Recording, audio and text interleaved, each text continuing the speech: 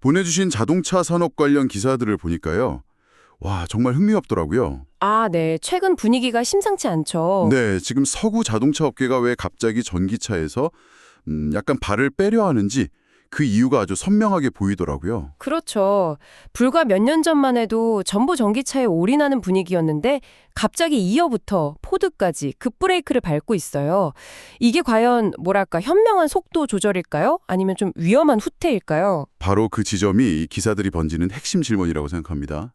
이게 단순히 정책이 좀 바뀌었다 이런 차원의 문제가 아니거든요. 아, 그런가요? 네, 서구 자동차 제조사들이 지금 일종의 죄수의 딜레마에 빠진 것과 같아요. 아, 죄수의 딜레마요? 모두가 같이 전기차로 끝까지 가면 시장을 지킬 수 있는데 누군가 먼저 당장 돈이 되는 내연기관차 쪽으로 살짝 이탈하면 다 같이 무너질 수 있는 그런 게임이죠. 와, 정말 와닿는 비유네요.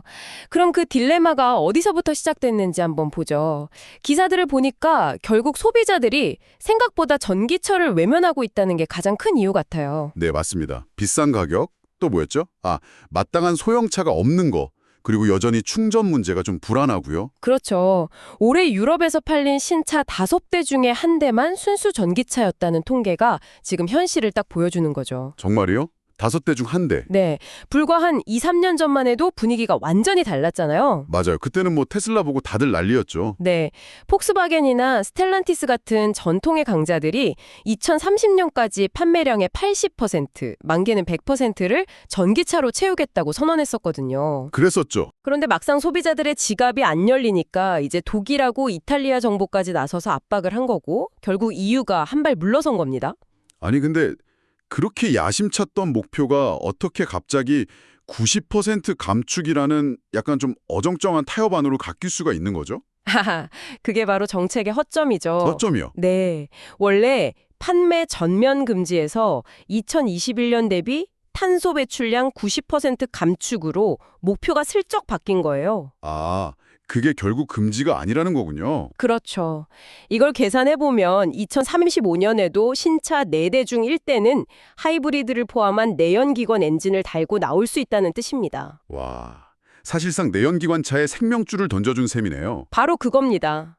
기사를 보면 미국은 트럼프 행정부 영향으로 상황이 더 심각해서 전기차 전환이 거의 올스톱 수준이라고까지 진단하고요. 잠시만요. 그럼 그 나머지 10%는 소위 e-fuel 같은 기술에 대한 여지를 남겨둔 일종의 정치적인 타협의 산물이군요. 네, 그렇게 볼 수 있죠. 결국 서구 제조사들이 이렇게 주저하는 사이에 새로운 경쟁자가 그 빈틈을 파고들고 있다는 게 이 기사들의 공통된 경고 같아요. 네, 바로 중국 브랜드들이죠. 그렇죠. 처음에 이야기했던 그 소비자들의 불안을 중국 브랜드들이 아주 완벽하게 파고든 겁니다. 어떻게 파고들었죠? EU가 중국산 전기차에 높은 관세를 매겼잖아요. 그런데도 올해 서유럽 시장에서 중국 브랜드 점유율이 10.7%로 오히려 작년보다 올랐어요. 관세를 매겼는데도요? 네. 서구 브랜드들이 비싼 대형 전기차를 놓고 고민하는 동안에 중국은 일단 저렴한 하이브리드부터 타보세요 라면서 문턱을 그냥 확 낮춰버린 겁니다. 브랜드가 치고 올라오는 건 분명 위협적이네요.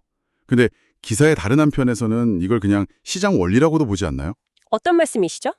그러니까 서구 제조사들이 소비자가 원하는 저렴하고 실용적인 차를 안 만드는 동안 중국이 그 시장을 차지했을 뿐이라는 시각도 있잖아요. 물론 그것도 맞는 말입니다. 하지만 그 결과 서구 제조사들은 정말 위험한 줄타기를 해야 하는 상황에 놓인 거죠. 위험한 줄타기요? 네. 당장은 수익성 좋은 내연기관차나 하이브리드로 돈을 벌어야 하지만 동시에 미래 시장을 잃지 않기 위해서 엄청난 돈을 전기차에 계속 쏟아 부어야 하니까요. 두 개의 전쟁을 동시에 치러야 하는 거네요. 맞습니다. 지금 당장의 이익과 미래의 생존 사이에서 외줄타기를 하는 셈이죠. 정말 어려운 문제네요. 네. 기사들은 장기적으로 보면 결국 배터리 생산이 늘고 비용이 떨어지면서 전기차가 더 저렴한 선택지가 될 거라고 예측합니다. 결국은 그렇게 가겠죠. 그렇죠.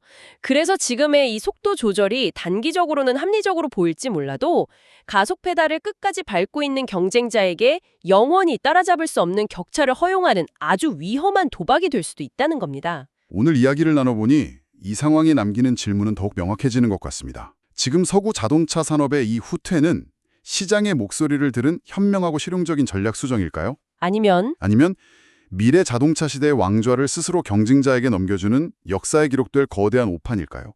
여러분은 어떻게 생각하시나요?